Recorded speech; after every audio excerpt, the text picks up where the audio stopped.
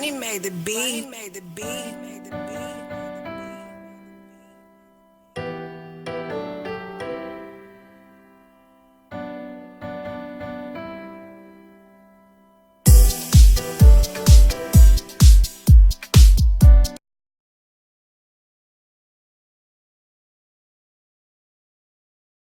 And that's actually dead ass serious. Speaking of friends, I have had friends be mad at me for being truthfully honest about things, and like I even stopped being friends with people because they were so mad at me about things. But I just feel like I can help you once when you come to me about your problems.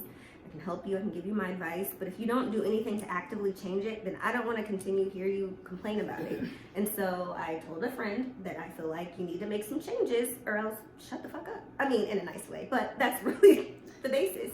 And she's no longer around, and she's still miserable. I mean, I tried. It's hard though, because people, they know you're right, and so I feel like they're choosing to be mad at you instead of accepting and acknowledging what's happening. Because the reality is if once they come to those terms, they know that they have to make a change. That's a huge. I mean, this is a huge reason with my ex. I made so many excuses for him. Mm-hmm. Because I wasn't ready to change. Because I knew when I left, like this, our trauma bond, our being completely confined to each other, obsessed with each other, I knew that my comfort, we were very happily unhappy. I mean, that's a good way to put it. It is hard to break out of. So, I get that. I mean. Oh yeah, I mean, people would tell me all the time about my miserable relationships, like, you need to leave this person alone, and I'm like, I know, but how? You feel literally stuck, like, I don't need you to tell me leave me alone, give me some advice, help me, but really it's just, it comes with you. If you're not ready, nothing, or nobody else will convince you of it, and you really will be mad when people are like, well, he's a piece of shit. You're like, no, but I love him, he's great. I mean, you don't want to believe it, because also a part of you hopes that you can be the one that, like, watches them be at this place, and then you can help them evolve into this greatness, this picture that you make up, or that they make up. Yeah. I mean, because I think people. I mean, I would always do things like, oh, let me go get this cute outfit because then it'll make him want me more, or just really silly things like that for no reason because I'm dope as hell. Like, why do I need to try to convince someone that I'm the right person for them? Right. But it's hard when someone also manipulates your feelings and emotions, so you're kind of, I don't know how to explain that, a limbo, I guess. Yeah, you go back and forth. I mean, especially when you try to leave someone alone and they don't let you. Yeah. Because you're already vulnerable, and then they go do something really sweet, like pop up with flowers, and you're like, oh, okay, maybe I'll give this person another chance, and then 2 days later they do the same shit again, like the negative shit again. Oh my god. So yeah, the cycles. Just gotta break the cycle. The cycles. I swear. Like I just posted earlier, even when I broke out of my relationship and left my husband, I still continued the cycles. It was like I didn't realize it. Like I was like, oh, I'm finally not in that relationship. I'm free. I'm done. And then you don't realize, wait a minute, this is what I've been doing for years and years and years and years. I was with my husband for 8.5 years, married for 3. But I don't know. So it feels weird to change because you've been doing something for so long with this person, and now they're not there anymore, and it's like, you don't believe that it's even your reality. No, it's so weird. I mean, it wasn't my life for a long time, but I got into a relationship really soon after I left my ex-husband, and I mean, I kept trying to get attention the same way that I got it in the past, and it was really by acting out, by being overly sensitive, emotional, because in the past I still continued the cycles. It was like I didn't realize it. Like I was like, oh, I'm finally not in that relationship. I'm free. I'm done. And then you don't realize, wait a minute, this is what I've been doing for years and years and years and years. I was with my husband for 8.5 years, married for 3. But I don't know. So it feels weird to change because you've been doing something for so long with this person and now they're not there anymore, and it's like you don't believe that it's even your reality. no, it's so weird. I mean, it wasn't my life for a long time, but I got into a relationship really soon after I left my ex-husband, and I mean, I kept trying to get attention the same way that I got it in the past, and it was really by acting out, by being like overly sensitive, emotional, because in the past it was like that was the only way I would get attention, is if it was in desperate measures. And so I almost didn't even know how to ask for love or even accept normal, healthy love. Oh, yeah. It was very hard.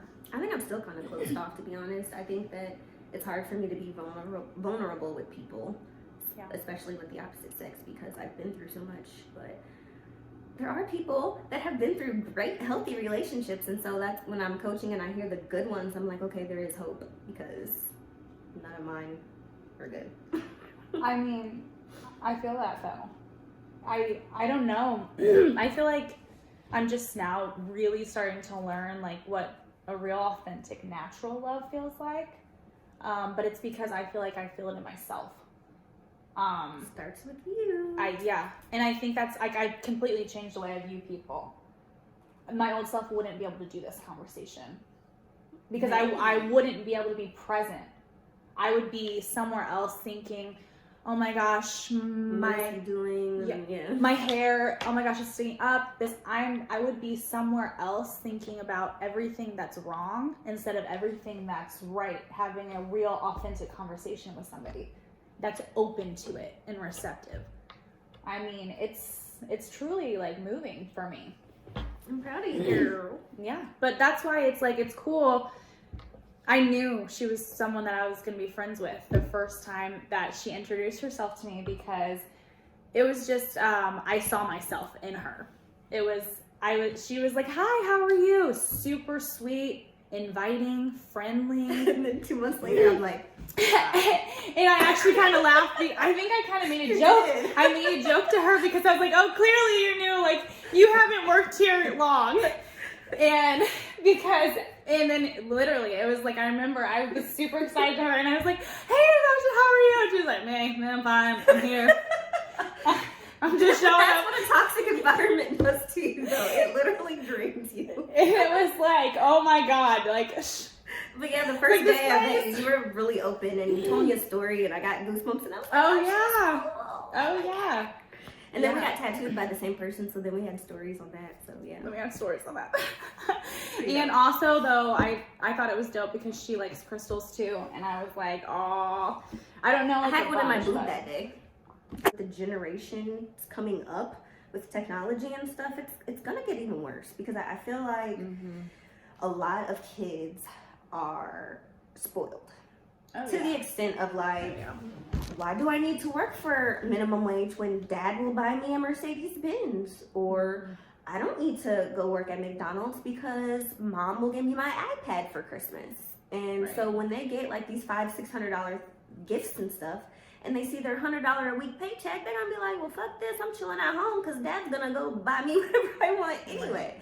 And I've seen that with a lot of people, and I know it's hard not to do because you want to give your kids everything you can, but you have to also think about the lessons that you're teaching them when you don't make them work for it. At least make them have chores or do something to earn it. What do you think? You have a kid, you're a mother. Honestly, I explain everything to Desmond. I instill work ethic in him in every opportunity that I can. That is something I feel like is going to be an issue, and I think it also is just because they do get their iPhones, iPads, all these things, and they don't have with an iPhone. They don't call. Right. Well, but like they just sit there and play games. Yeah. Probably do fucking Snapchat filters, like whatever. Watch YouTube people. This is the one thing. They watch other kids play video games on YouTube. Yeah, they watch kids open toys. I mean that there's the one kid that reviews the toys and is like a freaking millionaire. Well, that's a little different. But I'm not trying to watch somebody else open toys that I can't have. Right. But that's the thing though. So they have all these things right at their fingertips. They don't have to work. And a lot of the time parents I will admit, it's easier sometimes to not teach them, to not involve them.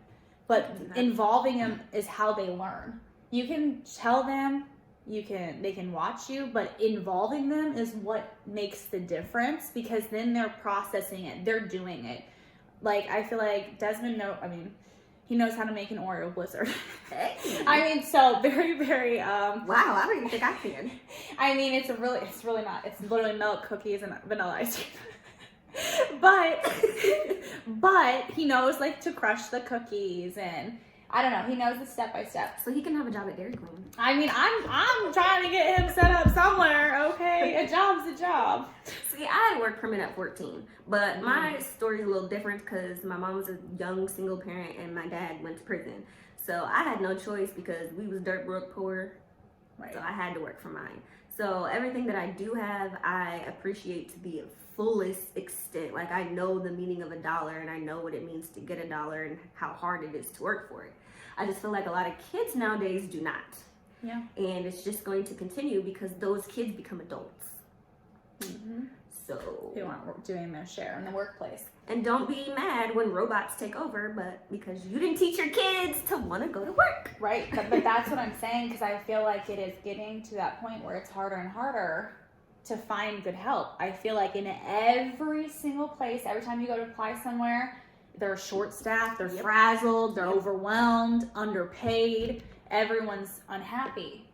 And it's like, okay, so obviously they're going to keep they're building more and more efficient robots or technology to do our jobs, so they need less and less people. But at the same time, people are still coming in and wanting these services.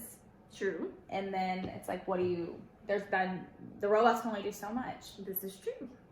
Don't you feel like? It's true, yeah. But I also feel like companies like a McDonald's can afford to pay people more than what they pay them. And then you have this whole thing of like, well, they didn't go to school for that. Okay, well, then the people that went to school should also get paid more. Because you can't tell me that $1 billion company can't afford to pay me more than $8 an hour for my time. That's $8 for 1 hour of my life. Do you get that? Like, that's nothing. I know. It's horrible when you think about that. God, I swear, that's what's hard. And there's like some CEO like chilling on the beach somewhere making billions while we're slaving for her. Right. He's literally chilling, living the dream. I mean, that's capitalism. You can't be mad at it, but in the same sense, it's like if you want good help, pay people. Right. Properly. Appreciating your loyal and hardworking employees, I feel like, is huge. Yeah, and pay is not just the only thing, because I've had a supervisor tell me, I told them I felt like a robot and I didn't feel appreciated, and she said, but we pay you well. And I packed up my office desk and I left that day, because you can't just buy me. Like, that's pretty much what you're saying. Well, we'll pay you to treat you like shit. Mm-hmm. Yeah. Nah. I mean, I haven't had that experience necessarily in the workplace, but like, I've had a customer come in and offer me $100 if I would agree to go to coffee with him. And then he was like, and then if coffee goes well, I'll take you to like dinner or lunch or whatever and give you another $100. And then if that goes well, so you're an escort. We'll get drinks and I'll give you another $100. And if that goes well, we'll go from there. And I literally am like, are you fucking kidding me? Like, no. But the thing is, there are some people that are like, oh my God, I would fucking go to get coffee with them for $100.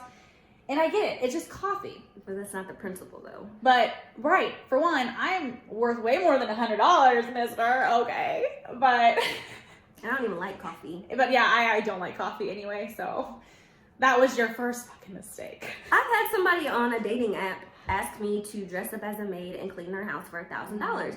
And when I told people this, they're like, you didn't go do it? First of all, I don't even like cleaning my own house, and I'm the only person that lives here. Second of all, what kind of cleaning is this that I'm doing for $1,000? Right. Third of all, like your safety, for one, agreeing to go to this guy's house to clean his house in his little maid costume so he can get his little fetish out. Like, it's so creepy. Yeah, I mean, I get it. Like, hey, if that's your thing, cool. But I'm not gonna do Maybe it. if you have like bodyguards or something, I don't know. Right? I don't know, but like, as long as also you don't touch me. I mean, I'm poor, but I'm not that poor. Also, though, I don't know. Like, I would just feel disgusting. Like, if anytime someone makes me feel like they want to pay for my company, I already feel like it's not authentic. True. Because True. like, if you have to pay me to sit in your presence, like what? Like, what's wrong with you that you can't have people in your presence that you don't have to pay? Right. I don't You have know. to pay someone to clean your house. Why don't you hire a regular cleaning service? I'm sure they wear outfits. Right. Well, it's a fetish. It's his maid's outfit was probably Probably like a little bra with a couple Money things made covered the in beat. a thong with a little duster. yeah, the duster, which is his duster is probably gonna be a whip. Like